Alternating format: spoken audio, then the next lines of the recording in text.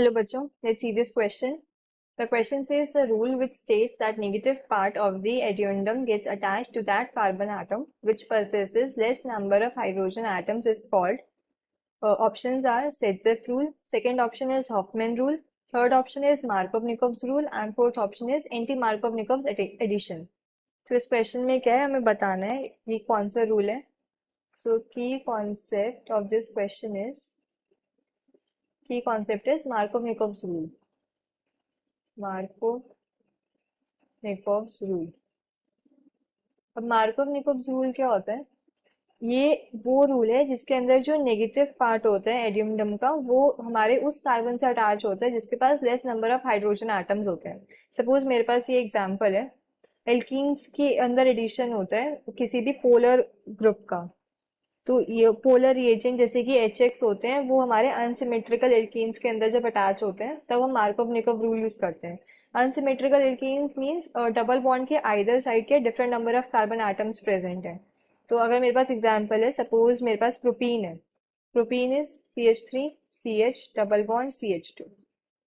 तो इस पे मैंने अगर पोलर रिएजेंट डाला है, सपोज HCl डाला, HX डाला, HCl, तो इसके अंदर जो H है इसके ऊपर डेल पॉजिटिव चार्ज है and Cl del negative charge है. तो नेगेटिव पार्ट क्या है? Cl नेगेटिव, पॉजिटिव पार्ट है H पॉजिटिव. सो जो नेगेटिव पार्ट है वो उस कार्बन एटम से अटैच्ड होगा जिसके पास less number of hydrogen atoms है.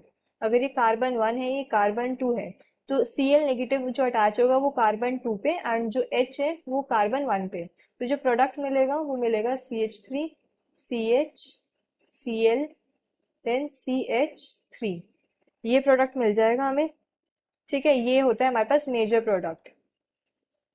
बाकी एक प्रोडक्ट और मिलता है कि अगर जो Cl है वो कार्बन 1 पे अटैच हो तो वो होता है हमारे पास CH3, यहाँ पे आ गया CH2 CH2 Cl. लेकिन ये प्रोडक्ट क्या होता है? माइनर प्रोडक्ट होता है. मार्कोव-निकोव रूल के according CH3 CH Cl CH3 हमें क्या मेजर प्रोडक्ट मिलता है. अभी हमें ये प्रोडक्ट मेजर क्यों मिलता है, इसका रीजन अगर हम देखें थ्रू मैकेनिज्म, तो मेरे पास क्या है, जैसे प्रोपीन थी, propene is CH3 CH double bond CH2 और ये कार्बन 1 कार्बन 2 एंड ये कार्बन 3. अब क्या है कि इसके अंदर सबसे पहले H पॉजिटिव ऐड होता है, इसके ऊपर मैंने H पॉजिटिव डाला, तो दो पॉसिबिलिटीज हैं जिसपे हाइड्रोजन अटैच हो सकता है H पॉजिटिव. एक पॉसिबिलिटी है कि वो कार्बन 1 पे अटैच हो सकता है, एक पॉसिबिलिटी है वो कार्बन 2 पे. तो यहाँ पे क्या है, एट कार्बन 1 एट कार्बन 2. तो अगर H कार्बन 1 पे अटैच हुआ तो हमारे पास क्या आएगा, CH3 CH3 एंड यहाँ पे क्या आ जाएगा, पॉजिटिव चार्ज. कार्बोकटायन फॉर्मेशन हो रही है. अब ये जो कार्बोकटायन है ये क्या है, हमारे पास 2 डिग्री कार्बोकटायन है, बिकॉज ये जो कार्बन एटम जिसपे पॉजिटिव चार्ज है वो आगे 2 कार्बन एटम से अटैच्ड है. तो ये 2 degree carbocation, 2 degree carbocation. But अगर कार्बन 2 पे हाइड्रोजन अटैच होता है तब उस केस में क्या होता है, CH3 CH2 देन CH2, यहाँ पे इस वाले कार्बन पे पॉजिटिव चार्ज आ जाता है. ये जो कार्बोकटायन फॉर्मेशन हो रही है ये क्या है, 1 डिग्री कार्बोकटायन है. नाउ अगर हम कार्बोकटायन की स्टेबिलिटी देखते हैं, ये जो होता है स्लो स्टेप होता है कार्बोकटायन फॉर्मेशन एंड इसमें हम कार्बोकटायन की स्टेबिलिटी देखते हैं. जो कार्बोकटायन ज्यादा स्टेबल होगा वो ज्यादा मेजर प्रोडक्ट बनाएगा. तो सेकेंड डिग्री कार्बोकटायन जो होता है वो मोर स्टेबल होता है देन 1 डिग्री कार्बोकटायन. सो जो 2 डिग्री कार्बोकटायन है is more stable then 1 degree carbocation.